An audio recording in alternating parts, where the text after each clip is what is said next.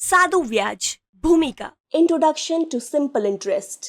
આવો જોઈએ સાદા વ્યાજનો શું અર્થ છે. આપણે પહેલાથી જાણીએ છીએ કે જ્યારે આપણે ઉધાર પૈસા લઈએ ત્યારે તેના ઉપર આપણે વ્યાજ આપવું પડે,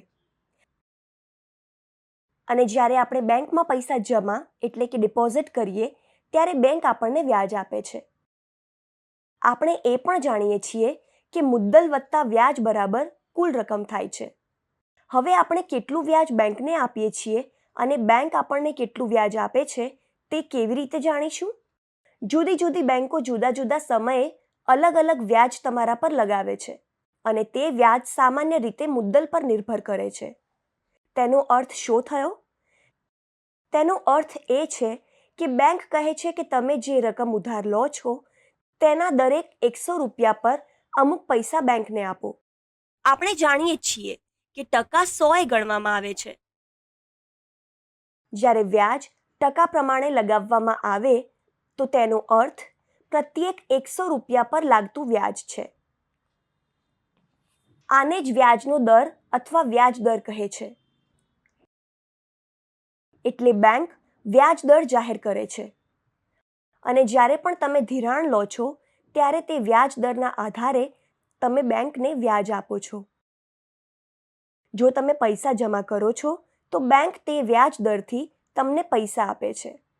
આવો એક ઉદાહરણ લઈએ. ધારો કે તમે 1000 રૂપિયા 5% વ્યાજ દર પર ધિરાણ લો છો. તો તમે વ્યાજ કેવી રીતે ગણો છો? તે બરાબર ટકાની ગણતરી સમાન જેવું જ છે. આપણે જાણીએ છીએ કે ટકા કેવી રીતે ગણાય છે. તો આ 1000ના 5%ની ગણતરી કરવા જેવું છે. 1000ના 5%, 1000 ગુણ્યા 5/100 બરાબર છે. તો આવો અંશ અને છેદ બંનેમાં 2 શૂન્ય કાપી કાઢીએ તો તમારી પાસે 10 ગુણ્યા 5 બચશે. 5 વાર 10 એટલે 50, એટલે વ્યાજ 50 છે. તમારે 50 રૂપિયા વ્યાજ આપવું પડશે. આ બહુ જ સરળ છે, બિલકુલ ટકા શોધવા જેવું જ. હવે મેં કહ્યું કે વ્યાજ એ મુદ્દલ અને ટકા પર નિર્ભર છે, જે પ્રતિ વર્ષના આધારે લેવાય છે.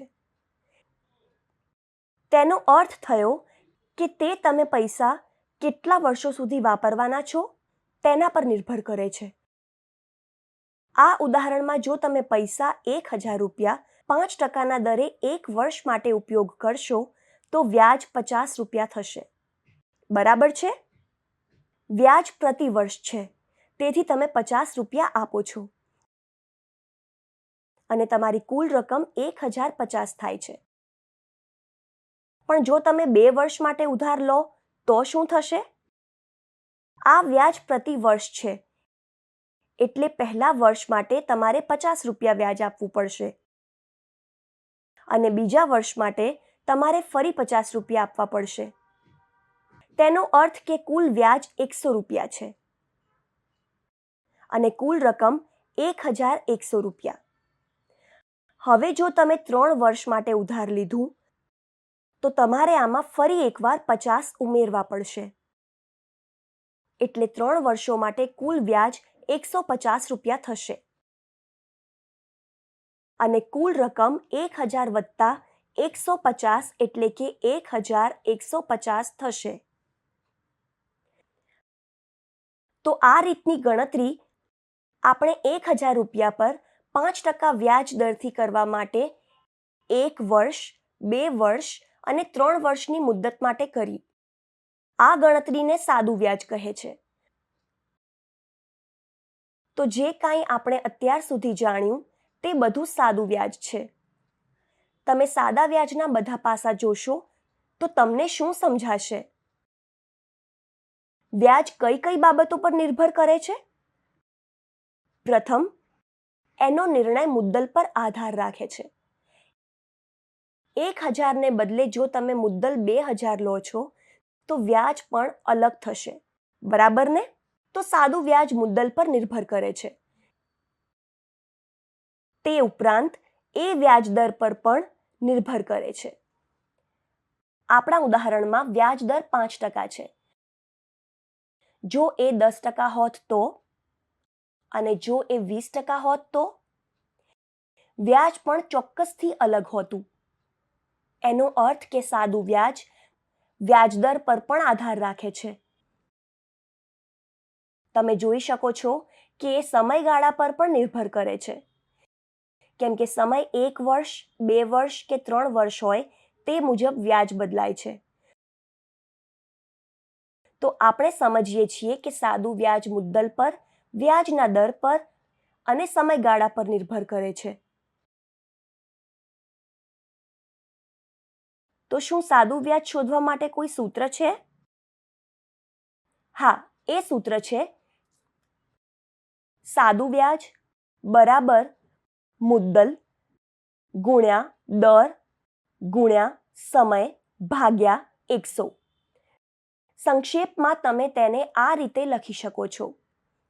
SI બરાબર PRT ભાગ્યા 100.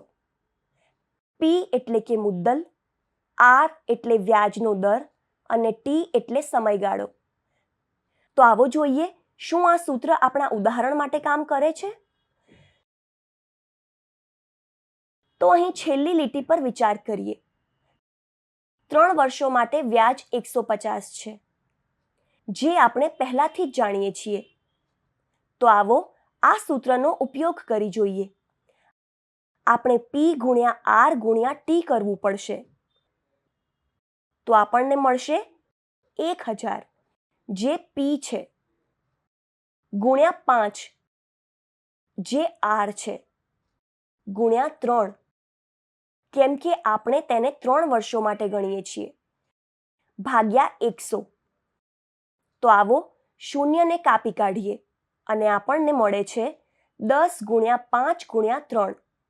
3 વાર 5 15 થાય છે અને 15 10 વાર 150.